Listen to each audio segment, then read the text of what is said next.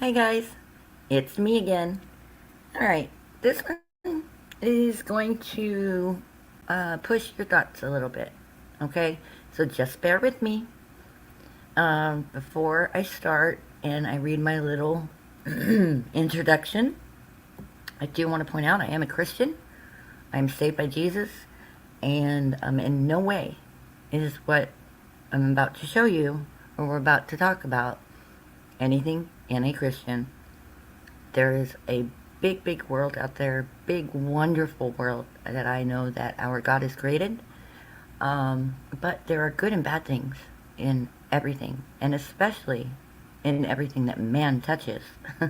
So, with that said, all views are my own. I do not give advice, so please think for yourself and decide for yourself.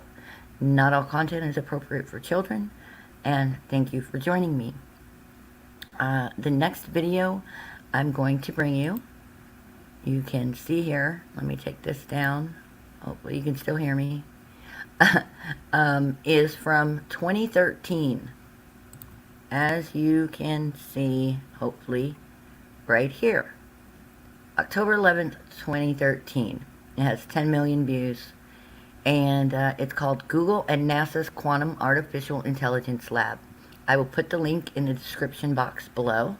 It's about 6 minutes, so bear with me, and let's go.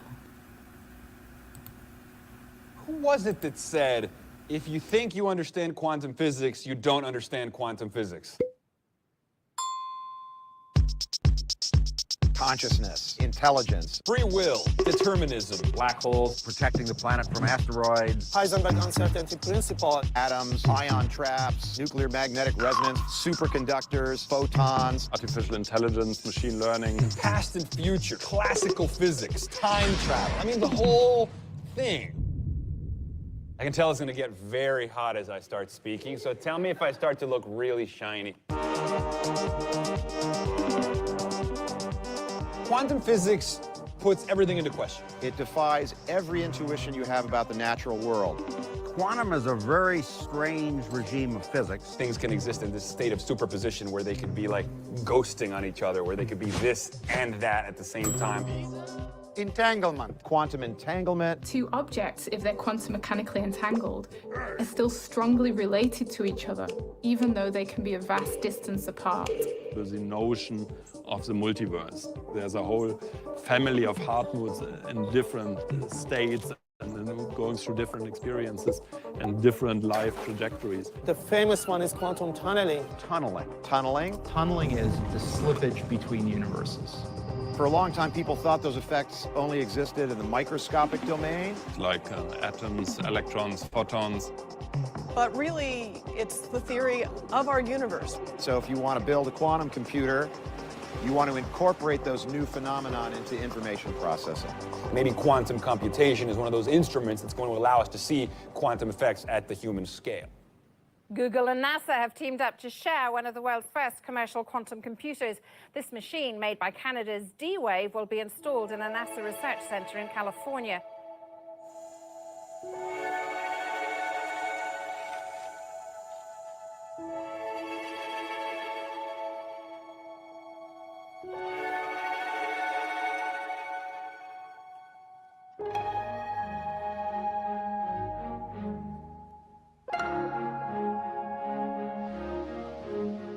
This is the inside of one of our dilution refrigerators.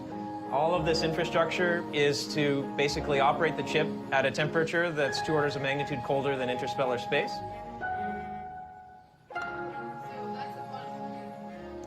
The processor is a quantum computer.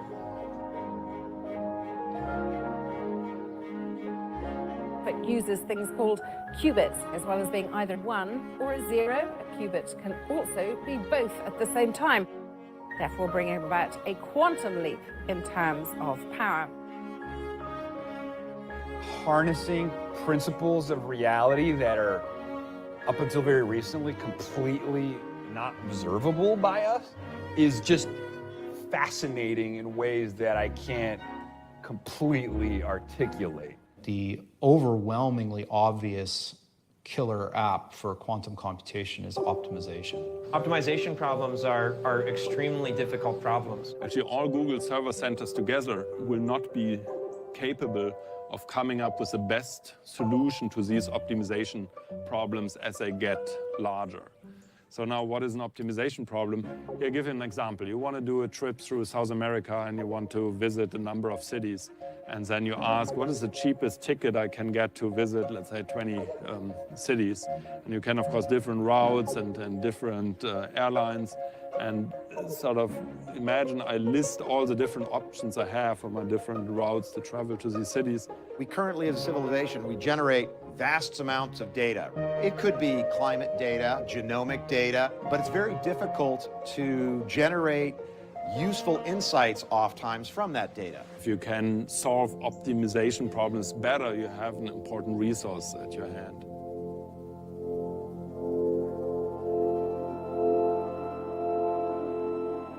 I think at least it teaches us that we shouldn't be naive about our world, that we shouldn't think about the world as a simple machine.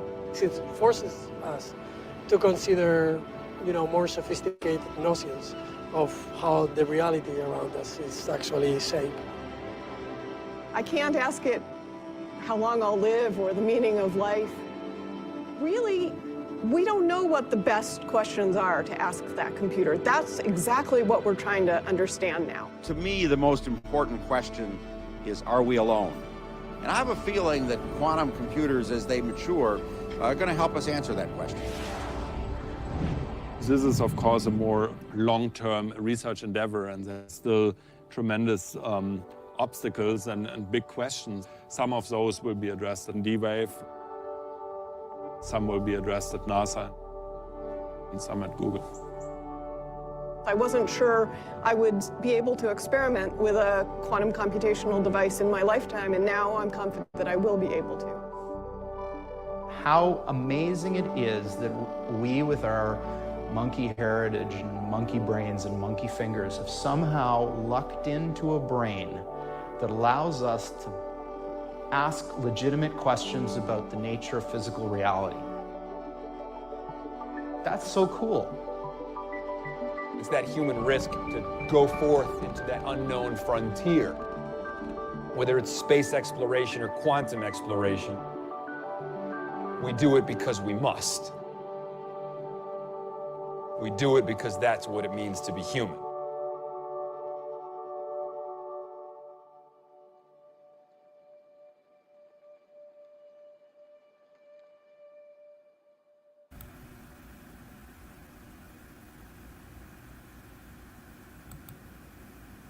Okay, so I know that's a lot.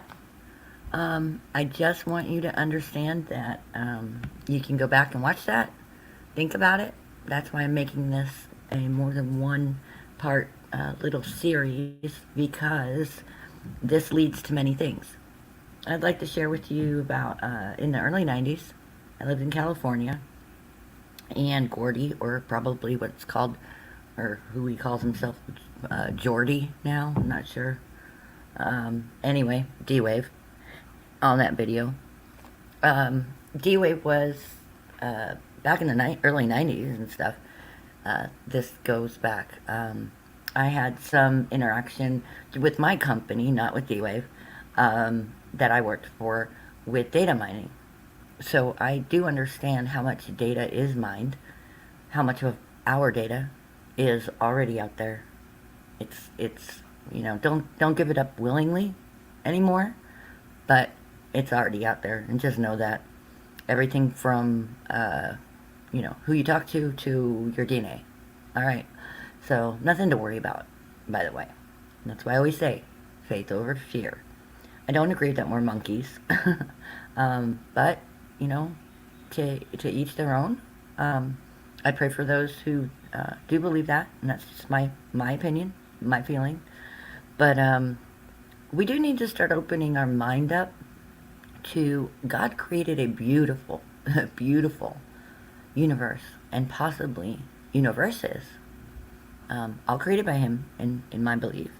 But anyway, there's some interesting things here. And with this technology, like life, man can use it for good or for evil. And there's good and bad in everything. So I will open your eyes a little bit more in part 2. Part 2 is definitely not for children, please. But tell me what you think. If you gotta rewatch it, rewatch it. Please like, share, and subscribe and help me out. I'm trying to get this information out to you guys and open up your minds to possibilities. But as always, no fear. Always faith. God is good. All the time. And all the time. God is good. I love you all. See you